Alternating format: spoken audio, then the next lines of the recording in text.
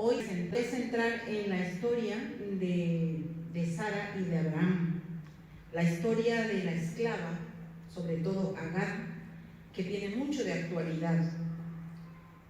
Diríamos los planes de Dios, los proyectos de Dios y las decisiones humanas.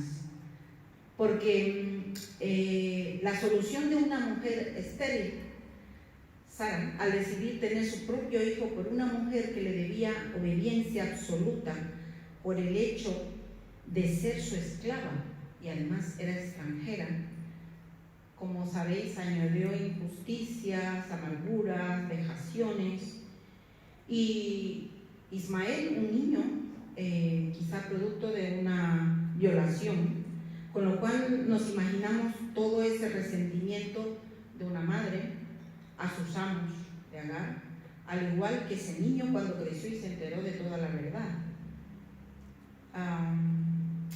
Un caso más quizá de abusos que de vidas hoy que se crían en entornos negativos.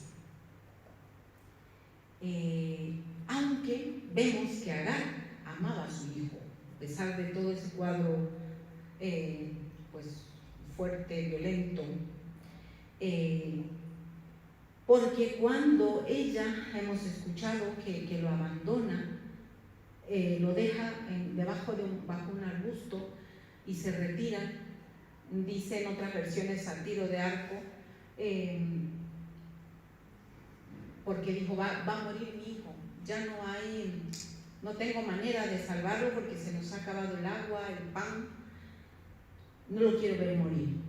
Ahí estaba el amor de madre con ese niño. Y dice la palabra en 1 de Pedro 4:8, sobre todo, amados los unos a los otros profundamente, porque el amor cubre multitud de pecados. El amor redime de muchos males. Por amor, en el amor no importa que falte incluso las necesidades primarias. El amor suple mucho, el amor redime, ya lo dice la palabra. Ese niño también que se sintió allí de momento abandonado, porque sentía la cercanía de su madre y de repente no se explicaba por qué el hambriento, sediento, aún su misma madre lo deja ahí y se va lejos. Bueno, y ahí podíamos recordar a esos niños que sus padres se hacen de un corazón duro, ¿no? En el paso de África a Europa, y los abandonan y dicen, allí encontrarán, le pido a Dios o en sus religiones, que encuentren mejor situación de vida, y con su corazón roto dejan que sus niños pasen fronteras, que sus adolescentes. Y he dicho también que este tema tiene mucho de historia, tiene mucho de actualidad, porque también nos suena a maternidad subrogada o gestación subrogada. Hay una mujer presidenta de un centro de bioética llamada Jennifer Lal, y tiene un documental sobre esta situación tan trágica para mujeres jóvenes que alquilan sus vientres, pero sabemos que esa situación se permite hoy día por negocio, por dinero, compra-venta, y esas chicas entre 21 a 30 años, casadas o no, lo hacen por necesidad económica. Pocas por ayudar realmente, ¿no?, a estas parejas que no pueden tener hijos. Un cuerpo femenino no está diseñado para llevar un embrión que no sea engendrado por la misma mujer. Es decir, las mujeres exponen su sistema inmunológico, rechaza en principio, y ahí hay medicamentos, es decir, exponen sus vidas estas mujeres. Los niños crean vínculo con estas madres lo separan de la única persona que ha conocido, que ha escuchado la voz, que ha crecido en un vientre durante 9 meses, que reconoce por el mismo, solamente el olor de quien lo ha gestado, de la madre. Y dicen, este negocio, dicen, el vínculo no importa. Lo que importa es cuando crezca quien lo educa, ¿no? Quien lo cría. No voy a hablar más al tema porque, bueno, sabemos.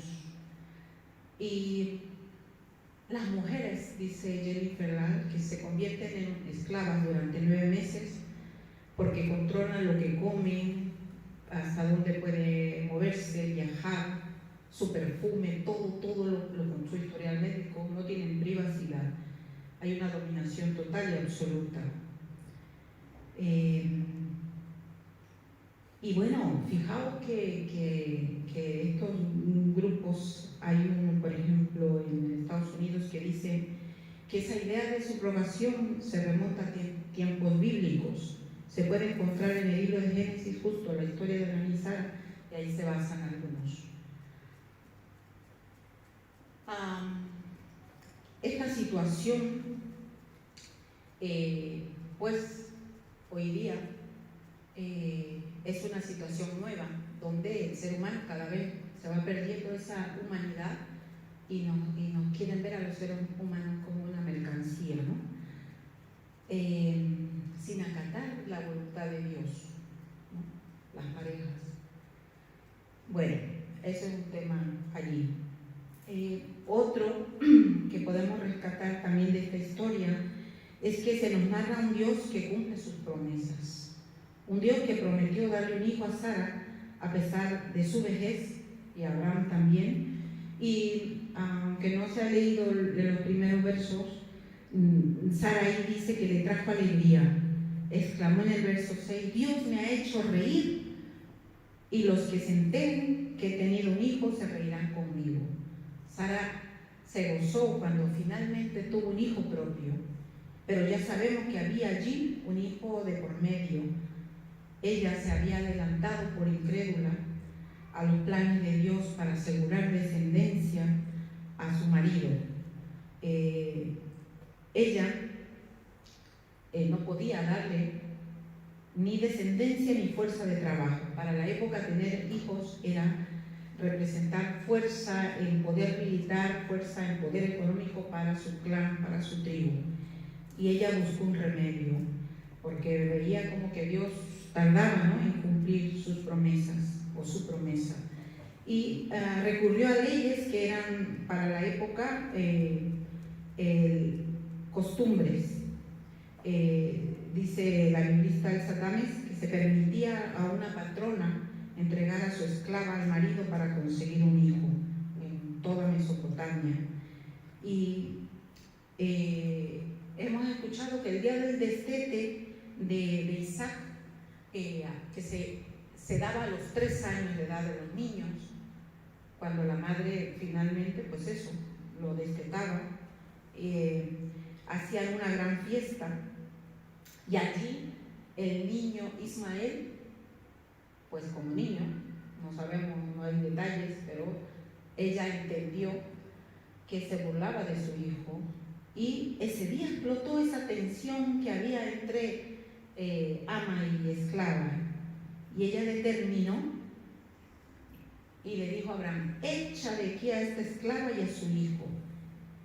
El hijo de esa esclava jamás tendrá herencia con mi hijo Isaac. Fijaos cómo está Sara ya en ese interés. Y es lo que pasa también. Hay en la historia de las mujeres que alquilan sus vientres, hay historias en cuanto que las parejas se arrepienten y ya no quieren recibir ese hijo. Sara dijo, echadlo ya. Abraham dice la palabra que no quería despedirla porque era también su hijo, en realidad su primogénito, pero era la demanda de su mujer y no le quedó más remedio que echarla. siendo tan rico, dice la palabra que solo le dio un pan y un odre de agua. Un odre de agua que pudo haber sido de 2 litros o de 5 litros. Esperemos que le haya dado cuando menos el de 5 litros, ¿no? Y hemos estudiado el domingo pasado, recordáis la historia de Abraham, que era un hombre rico, pero además era hospitalario, era un hombre dadivoso. Y nos cae muy, muy de raro esta historia, ¿no? Que ahora está muy limitado para esa esclava y su hijo, que era su hijo también.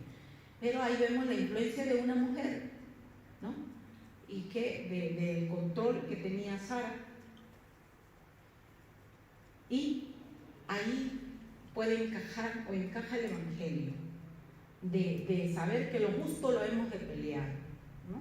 Por eso dice, habrá enemistad incluso entre la misma familia, por pelear lo justo, lo que agrada al Señor y no lo que convenga a intereses. Y en ese sentido podríamos hoy decir que Abraham fue débil, ¿no? Pero bueno, ya esa historia ya iba, no era positivo, sabemos desde el inicio. Y nos parece esta historia, pues eso, con sus lados problemáticos. Sin embargo, en esa decisión ya de Agar en el pleno desierto, caminando por el desierto de Beersheba con su niño hasta que se quedó sin abastecimiento, sin comida, y ella pensó, no quiero ver a mi hijo morir. Pensó que ya se había acabado la oportunidad de vida para ellos.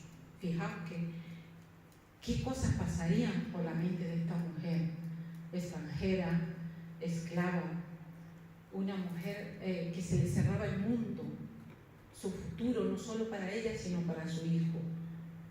Pero ahí está la palabra increíble, ahí está lo grandioso de nuestro Dios. Sucedió que cuando Dios oyó al niño sollozar, el ángel de Dios llamó a Agar, dice el verso 17, desde el cielo y le dijo, ¿qué te pasa, Agar? Seguramente Agar había conocido al Dios de Abraham. Bueno, Agar, ¿qué pasa? No temas, Dios ha escuchado los sollozos del niño. Los niños, Dios nos hace saber que escucha, que los niños están presentes y Dios tiene misericordia. Recordamos el hecho cuando a Jesús los discípulos intentaron que no se acercara a los niños, ¿no? Cuando le dijeron a los padres de los niños, no, el maestro no tiene tiempo para los niños, porque no contaban los niños para la época. Y en muchas culturas siguen los niños no contando. ¿Y qué dice Jesús cuando se da cuenta de eso? Dice, no, dejen a los niños que vengan a mí, porque de ellos es el reino. Ellos tienen la puerta abierta del reino. Y mucho más de una ocasión dijo, si no os hacéis como niños, no entraréis en el reino de los cielos. Un niño que dice la verdad, un niño que es alegre. Se dice que los niños ríen 90% más que los adultos, etcétera, etcétera. Dios escuchó el llanto de ese niño que se sentía abandonado de su madre, se sentía hambriento y sediento, y Dios hizo, obró para vida. Levántate, Agar, y no estés allí. Tú también, que dices, se había sentado en actitud de derrota. Levántate y toma al niño de la mano, hazlo sentir seguro, que sienta tu cercanía, tu calor, tu amor. Y que yo haré de él una gran nación. No se ha acabado. Hay futuro para él, hay futuro para ti. Y dice la palabra a manera de resumen, el niño creció y se hizo experto en arco. Y la madre lo casó, como era costumbre de la época, que los padres casaban a los hijos, con una egipcia. Es decir, en su tiempo ese niño se realizó a su manera, a la manera de aquella época, aunque no tuvo padre. En Dios hay vida, hay oportunidad de salir adelante, cogidos de la mano de Dios, no importa el contexto más oscuro.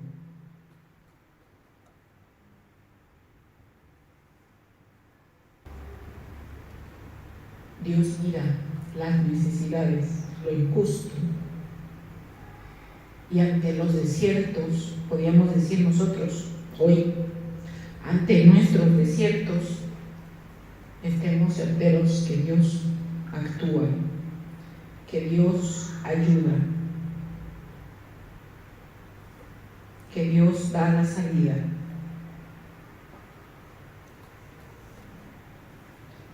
Dijo David, está en 2 Samuel 22:7, también en los Salmos, se repite la misma frase poética. En mi angustia invoqué a Jehová, al Señor, clamé a mi Dios, Él oyó mi voz y mi clamor llegó a sus oídos. Y también el profeta Isaías nos invita a saber y dice: Dios, cuando pases por las aguas, yo estaré contigo, y si por los ríos, no te anegarán. Cuando pases por el fuego, no te quemarás, ni la llama arderá en ti. Grandiosa palabra del Señor, que podemos quizá estar como Agar, como ese niño, necesitados, angustiados, en pleno desierto. Y allí podríamos preguntarnos: ¿por qué desiertos pasas hoy? ¿Por qué desiertos estamos caminando? Ahí está la promesa del Señor. En Jeremías, por ejemplo, 33:3 también, que nos dice: clama a mí y yo te responderé y te enseñaré cosas grandes y ocultas que tú no conoces. Como un poco que cuando exhortó a Agar: ¿qué te pasa, Agar? Levántate. Y el Salmo 46 también nos dice: estar quietos y reconocer que yo soy Dios. A veces queremos hacer de más, ¿no? También queremos arreglar las cosas nosotros, y hay momentos en los que Dios nos dice: para, ¿no? Quizás estamos demasiado activos, haciendo hasta lo que no, y dice Dios: quedaos quietos y reconozcan que yo soy el que puedo hacerlo. El Dios Todopoderoso está con nosotros. El Dios, nuestro refugio, es el Dios de Jacob. Y también el Salmo 20 dice: que el Señor te responda. Es como un deseo de Dios, y un deseo también como iglesia y como hermandad que tenemos que tener entre unos y otros. Que el Señor te responda cuando estés angustiado.